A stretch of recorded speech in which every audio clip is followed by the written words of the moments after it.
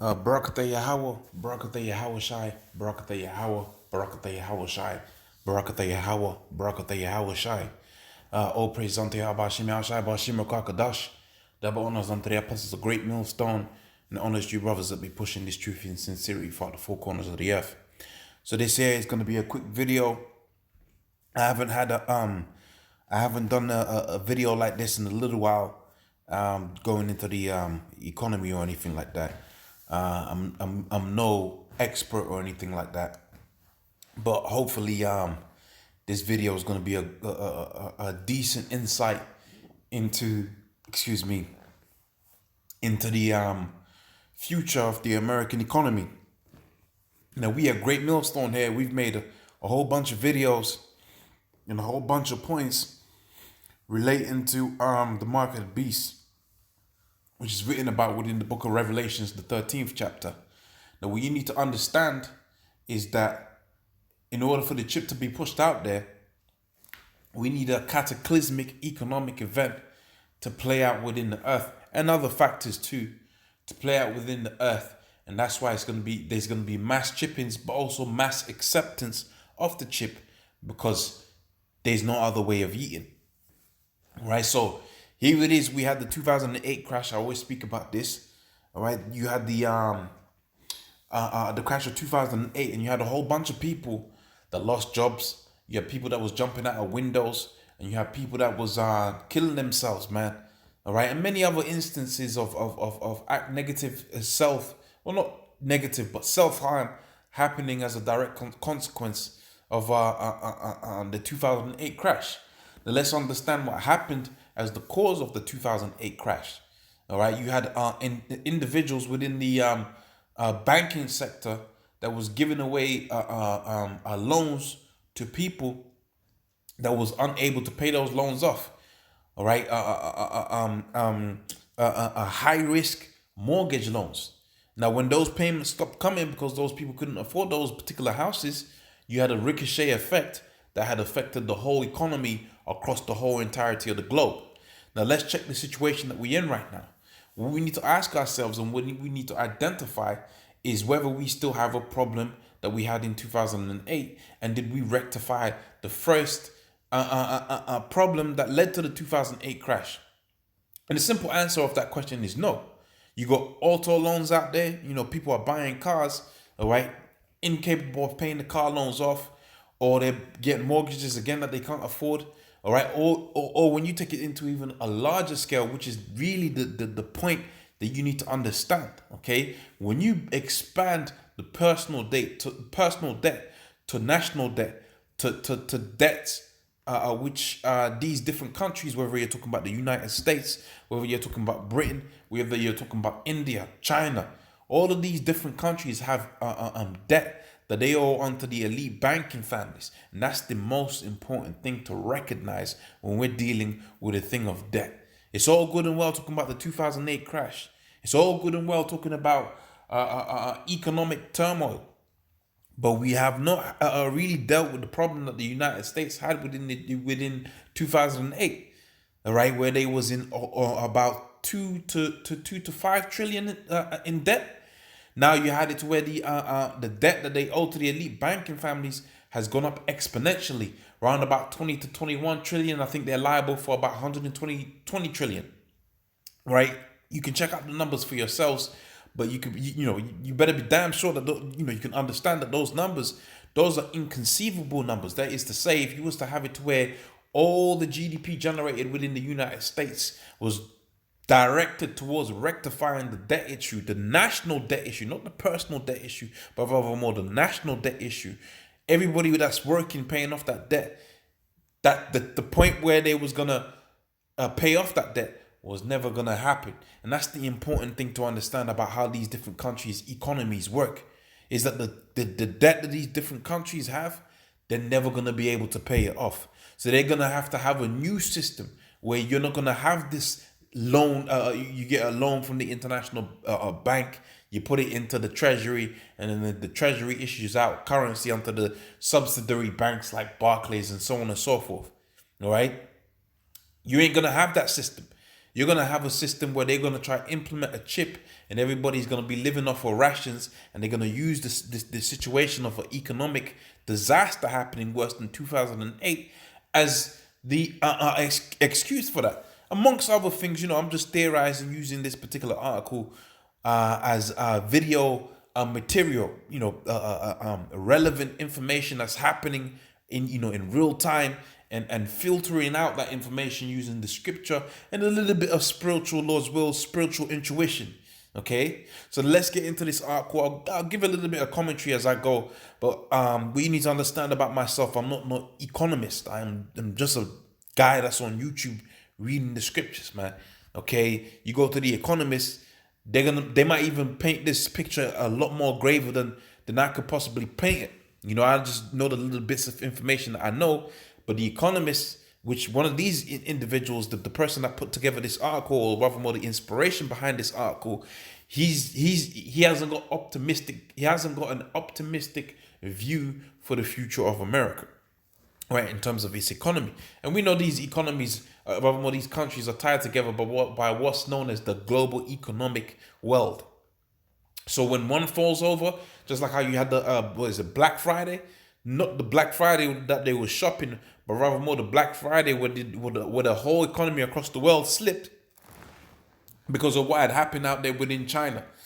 All right, so it says the U.S. is headed for economic disaster worse than 2008, and this is Peter Schiff tells. Now, he goes into it. He says, look, Trump's going to meet up with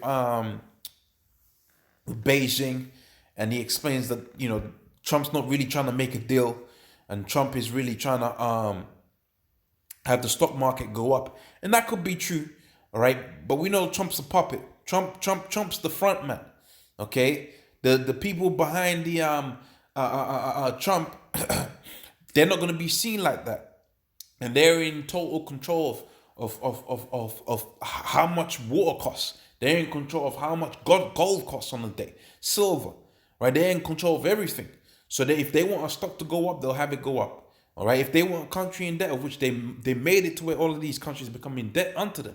That's why you have it to where they go out there, and I'm talking about the elite banking families, the so-called Jews that run this world.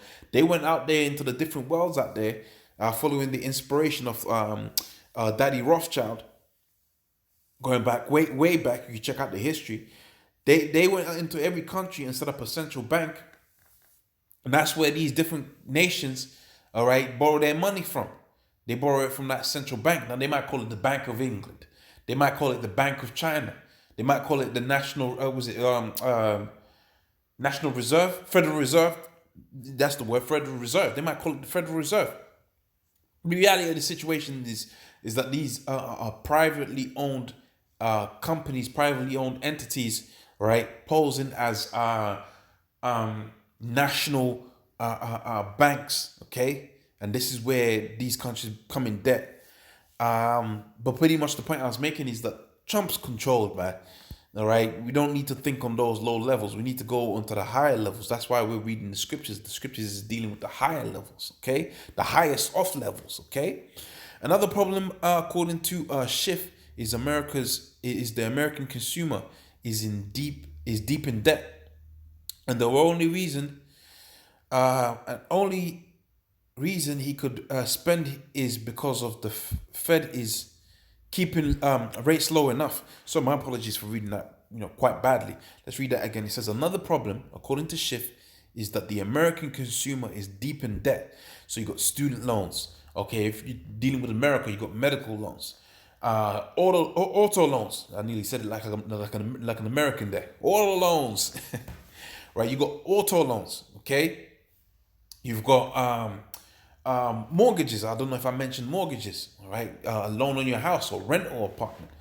All right, so these are all different means. Okay, rather more different situations by which a person becomes heavily indebted. Now, if he's borrowing, or he or she is borrowing from Barclays, HSBC, where does HSBC or Barclays get their money from? Some of it they own, some of it they get from the government, some of it, I don't know how the ins and outs of it works out, but ultimately the whole country is what's in debt, okay? And it comes from the different spending that you have, okay? which, looking in an individual, you got to where they're borrowing a hell of a lot of money. And look at the situation. This is the same situation I was talking to you about when I started this video. Is because they have low rates. Okay, when you had the 2008 crash, what happened? You had low rates. Okay, mortgages that was given. All right, really the rate was high back then, but they was given out dodgy.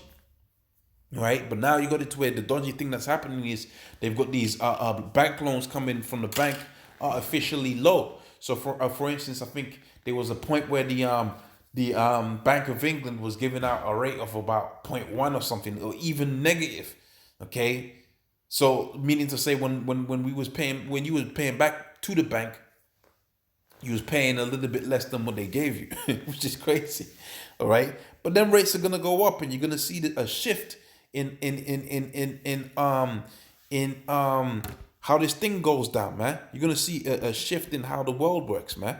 Okay, things are gonna become tougher, man. All right, all of a sudden you ain't gonna be able to afford simple things. All right, bread, butter, milk, these simple things, you ain't gonna be able to afford them, or buy them, deciding one morning that they're gonna raise the interest rates back up, man. Or many other situations. But the point of the matter is, going back onto the article, is that America's doomed, man. Okay, financially, it's doomed. All right, now, I'll probably do another video tomorrow dealing with how America is doomed, in terms of war. Okay, but today we're dealing with the economy. So I'm just gonna get one quick precept here, and I might quote a few of them. For instance, the book of 2 Ezra, the 15th chapter, man shall desire to go into another man's house because of a lack of bread.